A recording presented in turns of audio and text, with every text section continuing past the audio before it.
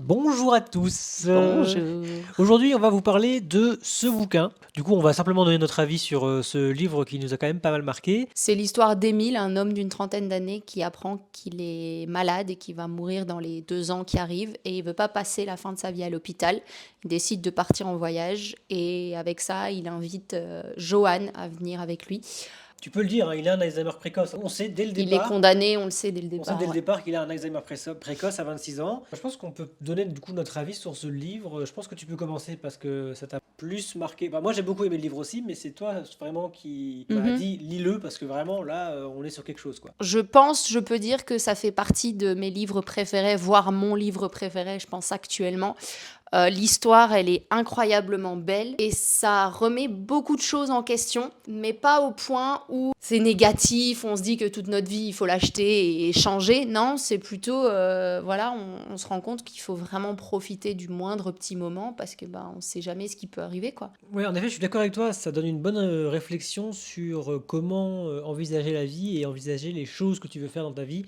Parce que à tout moment, on peut arriver à un truc aussi dramatique que ça, en fait. J'ai bien aimé le schéma narratif de l'histoire, hein. Ouais. Le voyage en camping-car, etc. J'ai trouvé qu'il y avait des choses très bien décrites dans les petites choses du quotidien en van. Oui, c'est vrai que c'est beaucoup de détails de la vie quotidienne. Globalement, c'est un livre, un très très bon livre, hein, parce que ça a créé quand même vachement d'émotions. C'est quand même rare, je trouve, dans des bouquins, de rire aux éclats. Je suis pas un grand lecteur, et là quand même, il y a un passage particulièrement qui est très drôle. C'est très bien décrit en fait. C'est vraiment le seul livre qui m'a fait rire aux éclats et une dizaine de pages plus loin, pleurer, mais au point où je devais m'arrêter parce que j'arrivais plus à voir le texte, tellement j'avais les yeux embués de larmes. En l'occurrence, moi j'ai moins pleuré à la fin parce que bon déjà dès le départ on connaissait la Mhm. finalité en fait, donc la mort d'Emile et puis finalement la dégénérescence de son cerveau, hein. Plus on avance dans l'histoire, plus en fait lui il perd vraiment la mémoire.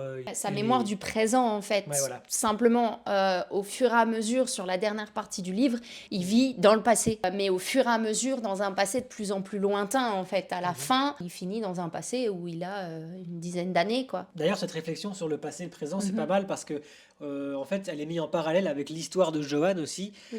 qui, elle, eh bien, veut un peu fuir son passé et vivre vraiment dans le présent, tandis que, dans un certain sens, Émile aussi veut fuir son Ouais. passé, mais parce que pour lui, il n'y a plus de passé et il n'a même plus d'avenir. Enfin, de mon point de vue, c'est pas qu'il veuille fuir son passé, c'est qu'en fait les deux veulent vivre dans le moment présent.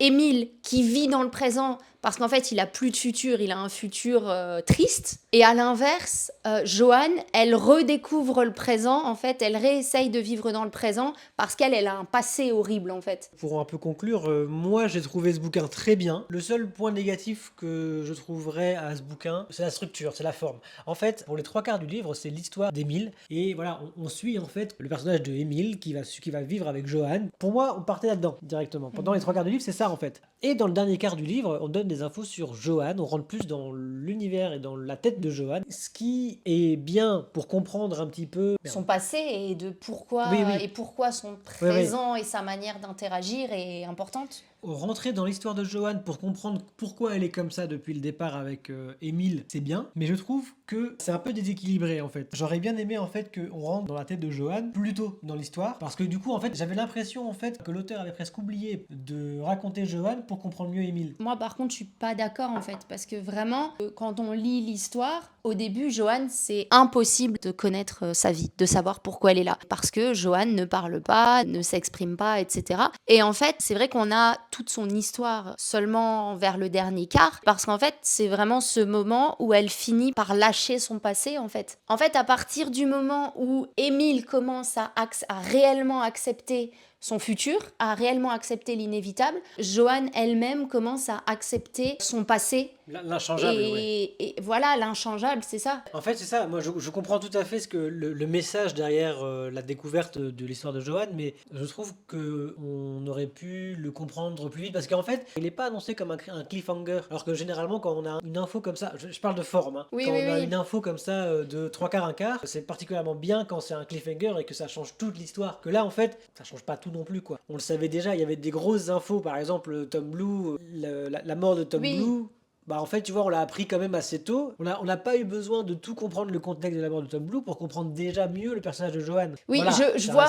c'est vraiment un détail sur la forme, hein. Clairement, Oui. ça m'a pas gâché mon plaisir de ce bouquin. C'est juste, voilà, je me dis, on aurait peut-être pu avoir ces infos-là plus tôt. Bon, je pense que maintenant on peut passer aux notes. Donc, comme j'ai dit, moi j'ai beaucoup apprécié ce bouquin. Un petit bémol pour la forme, mais clairement ça m'a pas gâché mon plaisir. Donc, moi franchement, je mets un 9 hein, sur 10, hein. 9 sur 10 pour moi. Ben, moi, si tu mets 9, moi, clairement, dans ce cas-là, je mets 10, hein. J'hésite Ok, pas, ouais. je Mais pas mets le une note par rapport à 10. moi, hein. Parce que vraiment, comme j'ai dit, c'est le premier livre qui m'a fait autant rire et autant mais pleurer, mais à chaudes larmes, en fait, vraiment. Les sanglots et tout ce qui allait avec. Ça paraît horrible, mais en même temps, c'est une émotion tellement forte et au final agréable, en fait, de pouvoir entrer autant dans un livre et d'être autant avec les personnages que, ouais, un 10. Une écriture fluide, une description qui permet de vraiment s'imaginer l'histoire, s'imaginer l'environnement, etc. Une fin amenée avec une beauté incroyable en fait. Donc oui, un 10.